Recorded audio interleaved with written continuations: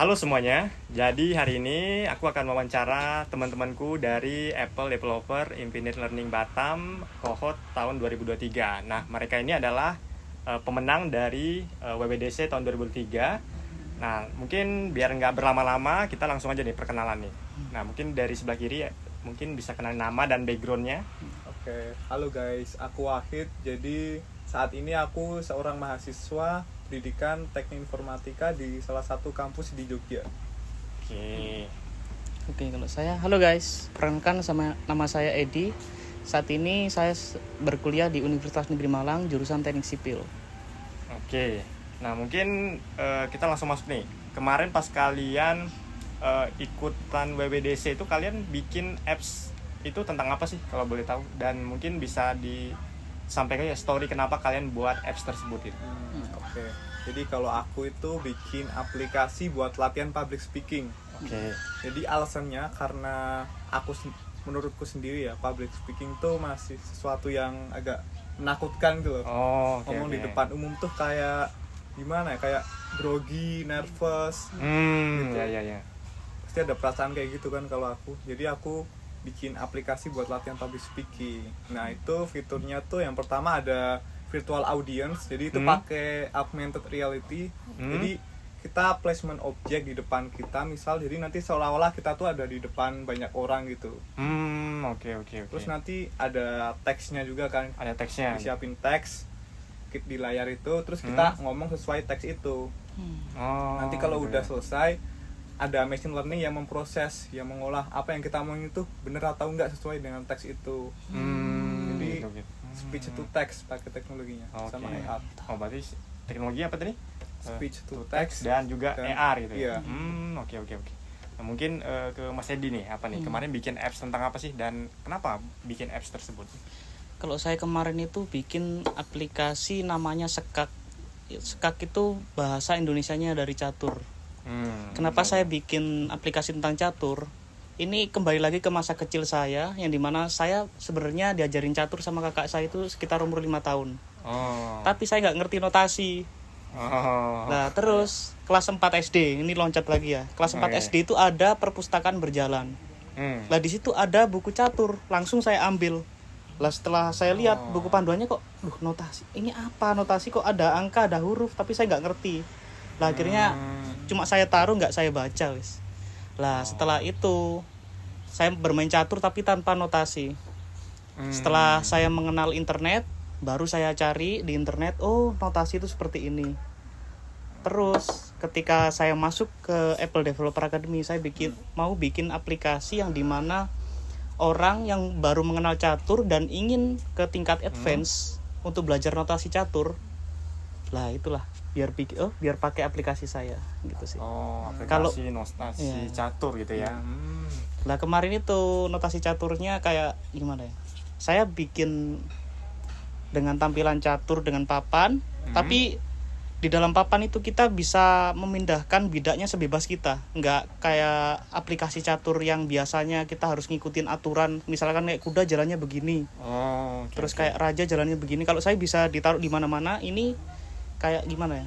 Implementasi dari catur yang aslinya, yang dimana masa kita main catur terus kayak nggak boleh ke situ tapi ke sini tiba-tiba otomatis tangan kita kan nggak gitu kan. Nah, dari situ kan kita kayak tahu keliru kita. Kalau kuda itu jalannya begini, kalau raja itu jalannya begini gitu. Berarti itu apa? Biar mendekati realistis. Berarti bisa fleksibel gitu ya. Misal fleksibel. Kita kuda tapi nggak mau jalan L bisa nanti, tapi bisa. ada peringatan kalau salah gitu. Iya. Keren. Buat koreksi. Buat melatih mungkin. Berarti kalau pemula bisa juga nih pakai apps-nya nih? Iya, justru tujuannya untuk pemula malah. Untuk pemula gitu. Nah, tapi bisa juga untuk yang orang yang sudah mau masuk advance, dalam artian kayak contohnya gini aja.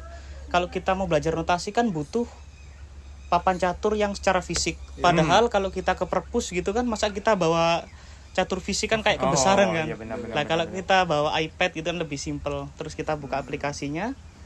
Terus kita pakai aplikasi itu pasti enak sih. Soalnya di situ saya juga kayak memberikan fitur buat menampilkan notasi di setiap kotaknya. Oke. Nah, kalau buat teknologinya pakai teknologi apa nih kemarin nih?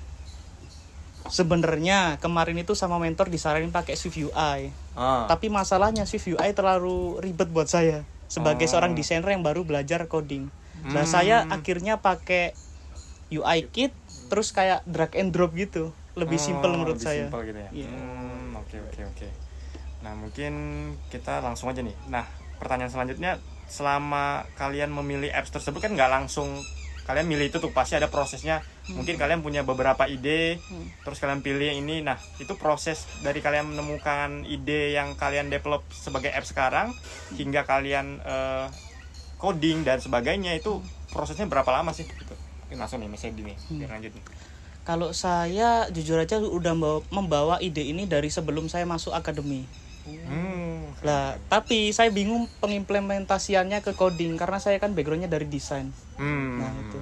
Akhirnya saya kayak tanya teman-teman caranya coding ini gimana, terus tanya-tanya mentor. Lah, akhirnya dari tadi itu yang dari Swift UI, saya nggak bisa, akhirnya pakai UI kit buat mempermudah pakai drag and drop itu. Kalau untuk pengerjaan saya 3 hari sebelum penutupan. Tapi kalau untuk pengkonsepan dan pengimplementasian ya gimana ya? Maksudnya kayak menyesuaikan dari ide ke pengimplementasian coding itu sekitar 3 hari. 3 hari Di akhir. Wah, cukup ini ya. Jadi idenya sebenarnya udah lama. Cuman mulai baru implementasi di codingnya itu 3 hari nih. 3 hari. 3 hari mendekati submit itu ya. Iya. Wah, gila, mepet banget ya. Jujur aja kayak aduh, ini sampai atau enggak ini. Nah, sampai lah ternyata ya, menang lah lagi. Oke. Mungkin Mas Wahid nih tadi nih, prosesnya gimana nih sebelum memilih ide ini? Jadi kalau aku tuh pas ideation tuh banyak banget idenya. Soalnya aku lihat yang tahun-tahun sebelumnya, dia tuh rata-rata yang menang tuh pada ngangkat tema yang berbau culture gitu. Oke. Misal kayak makanan tradisional, terus rumah adat tradisional lah, terus apalagi ya yang berbau culture gitu lah, kayak batik gitu juga. Lebih ke itu culture Indonesia lah gitu ya. Gitu. Iya, jadi saya juga kepikiran gitu buat yang bertema culture gitu. Terus pas saya lihat kan kebanyakan asetnya pada bagus-bagus tuh. Nah, saya juga sadar diri tuh kalau misal aku tuh nggak bisa bikin aset yang bagus karena bukan desainer juga kan. Jadi ya udahlah. Terus itu ideation lagi, terus pas H-3 sebelum penutupan. 3 hari juga nih, waduh. Iya, itu baru kepikiran idenya. Oke. Aku realize sama masalah aku sendiri. Masalah aku kan public speaking. Jadi aku coba gali lagi apa kira-kira app yang cocok. Terus baru deh itu pikiran app buat belajar public speaking. Oke. Jadi kalau untuk asetnya sendiri gimana tuh? Kan waktunya mepet tuh 3 hari tuh. Apakah buat sendiri? Oh enggak tadi ya teh. Kalau aset itu yang 3D aset buat virtual audience, itu aku ngambil dari internet. Tapi aku cantumin iya itu tuh. Jadi source-nya harus harus dicantumin juga ya. Penting itu. Oke. Kalau tadi Mas Edi gimana nih kalau untuk asetnya tadi? Kalau untuk aset saya bikin sendiri. Bikin sendiri. Nah, beruntungnya catur kan asetnya cuma bidak-bidaknya aja kan. Jadi simple gitu aja sih. Gitu. Oke. Nah, mungkin selanjutnya setelah kalian submit nih, kita nunggu pengumumannya lumayan lama tuh ya. Hampir sebulan nggak sih waktu itu ya? Sebulan. Nah, setelah kalian tanggalnya harinya udah tiba nih, terus diumumin nih. Nah, kalian tahu kalian dapat email, wah ternyata menang nih. Nah, gimana nih feel kalian nih? Perasaannya waktu tahu kalian menang? Ya, yang pasti seneng lah ya. Pasti sama lah. gak nyangka juga app-nya bisa menang gitu. Gitu. Ya kan saingannya juga, aku lihat app orang lain punya teman-teman tuh pada bagus-bagus kan, asetnya pada bagus, pada desain sendiri. Sementara asetku cuma ngambil dari Google. Wah. Kayak nggak nyangka aja sih bisa menang gitu. Mungkin mereka punya penilaian sendiri ya, kita nggak tahu juga ya. Iya. Komisi di gimana nih perasaannya waktu itu? Kalau saya kemarin itu ada cerita lucu ini sebenarnya. Di rusun kan pengumumannya jam 2 pagi. Nah, benar. Terus saya dibangunin sama teman saya, kan udah tidur kan. Terus tiba-tiba dibangunin. Edi, kamu udah buka nggak? Buka apa? Itu pengumuman WDC udah keluar. Terus saya bangun. Terus saya bingung itu. HP saya kayak error, nggak tahu gimana buka. Aduh, pengumuman apa? Menang gitu. Terus setelah buka, congratulations. Apa maksudnya? Apakah saya bengong gitu terus? Wah, ini menang, langsung dirangkul sama teman-teman. Waduh. Jujur bengong aja sih kayak. Itu jam 2 pagi tuh. Iya, jam 2 pagi. Waduh, gila. pengumumannya jam-jam segitu lagi ya. Waduh, udah tidur dibangunin, terus gimana nih perasaan waktu itu? Perasaan waktu itu bengong, nggak nyangka sih. Iya, bingung. Bingung. Bahkan orang lihat mungkin kayak di kok biasa aja, bukan karena biasa aja, kayak campur aduk aja, kayak ini menang atau gimana. Responnya gitu. mungkin kayak biasa aja gitu ya. Itu tuh guys.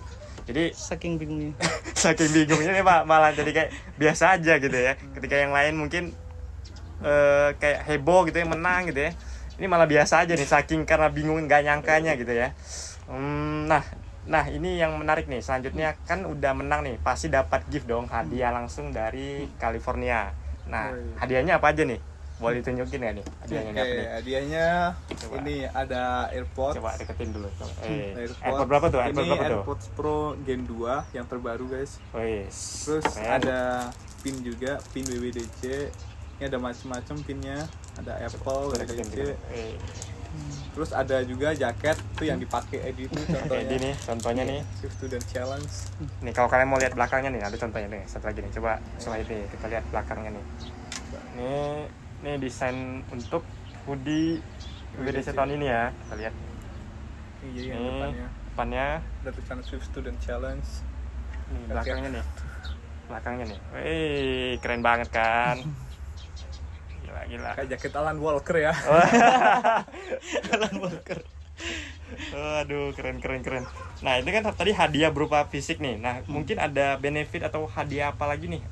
Mungkin bukan hadiah fisik ya, maksudnya ini lebih ke benefit apa nih yang kalian rasakan dari waktu kalian sebelum menang dan udah menang tuh apa sih yang kalian ngerasa bedanya itu apa gitu? Kalau aku itu sih nambah pengalaman lah yang jelas. Pengalaman ya. Ya, soalnya kan aku implement teknologi baru juga kan, kayak AR sama speech to text itu. Nah sebelumnya tuh aku emang belum pernah pakai itu, jadi kayak dapat pengalaman baru lah. Berarti dapat itu ya, learning experience-nya gitu ya. Ada lagi nggak? Apa itu aja nih? Apa ya? Paling itu sih jadi latihan buat ideation juga. Ideation. Jadi nggak terlalu banyak okay. milih di awal. Oke, Mas Edi ini apa nih? Kalau saya kayak jujur aja kayak merasa dihargai dari ide catur, ya sekedar catur gitu, tapi dihargai sama Apple itu kayak kayak gimana ya? Bingung jelasinnya. Bingung. saking nggak nyangkanya jadi bingung gitu ya. Karena sebenarnya yang ikutan tahun ini lumayan banyak ya. Iya, padahal dari yang kita learner yang di Batam, belum lagi yang di mungkin ada yang di Binus ya. Binus, Ciputra, belum lagi seluruh dunia gitu ya. Dan ideasinya pun mungkin banyak yang lebih bagus juga. Keberuntungan mungkin. Enggak lah, pasti mereka punya kriteria sendiri nih kenapa bisa memilih apps yang ini yang menang gitu ya. Nah, mungkin sebelum penutup nih, kalian ada saran nggak buat teman-teman yang mungkin mau coba ikutan WWDC juga di tahun depan, di tahun 2024? Saran-saran apa nih kalian ingin berikan kepada mereka? Mungkin motivasi atau bagaimana? Coba pasti gini apa? Kalau menurut saya sih jangan cari menangnya, tapi yang penting kumpul dulu. Soalnya kita kebingungan di ideation itu karena kita udah mikir menangnya, kayak apa sih yang bisa bikin kita menang WWDC, padahal bukan di situnya, tapi lebih ke kumpul dulu. Kalau kita bagus idenya atau bagus implementasinya tapi nggak bisa kumpul, entah karena kelebihan kapasitas, ada beberapa kemarin kelebihan kapasitas dari syarat WWDC-nya, misalkan kayak harusnya kan 25 MB maksimalnya, tapi ada yang 32 MB dan akhirnya dia nggak bisa kumpul, sayang sekali, padahal idenya sangat bagus sekali. Gitu. Jadi jangan ragu, kalian kerjakan, terus jangan lupa ya, terlepas dari kalian yakin nggak yakin, yang penting kumpul aja gitu ya. Kumpul aja dulu. Gitu. Oke, mungkin Mas Wahid nih ada nggak? Retweet punya Edi. Oh, yang lain dong. Mungkin ada lagi nih. Paling kalau aku itu sih jangan idenya tuh bisa fokus dari permasalahan diri sendiri aja. Jadi jangan terlalu mikir yang ide besar-besar. Misal kita mau solving global warming atau apa agak berat ya temanya. Mungkin bisa solving problem dari kita sendiri. Misal kayak aku itu masalahnya kan di public speaking. Jadi aku coba solving permasalahanku pakai aplikasi, dan mungkin itu bisa dipakai sama orang yang memiliki masalah yang sama juga sama aku.